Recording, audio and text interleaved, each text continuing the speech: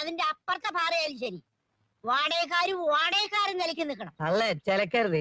ഈ നാട്ടില് വേറെ വീട് കിട്ടാഞ്ഞിട്ടല്ലേ ഞങ്ങൾ ഇവിടെ താമസിക്കുന്നത്. നിങ്ങൾ മോൻ വന്ന് കാല് പിടിച്ചിട്ടാ.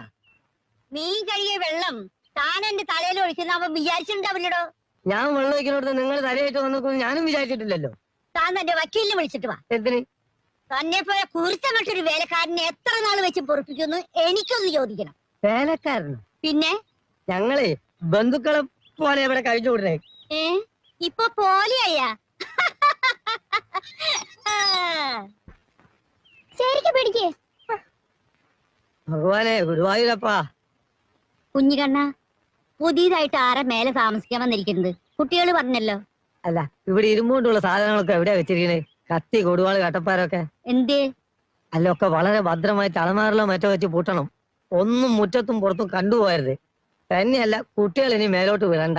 താൻ എന്തൊക്കെയാ പറയുന്നത്? ഞാൻ പറയുന്ന അനുസരിക്കാനല്ലേ, സൂക്ഷിച്ചാ ദുഃഖിക്കണ്ട. തെളിയിച്ചു പറയടോ.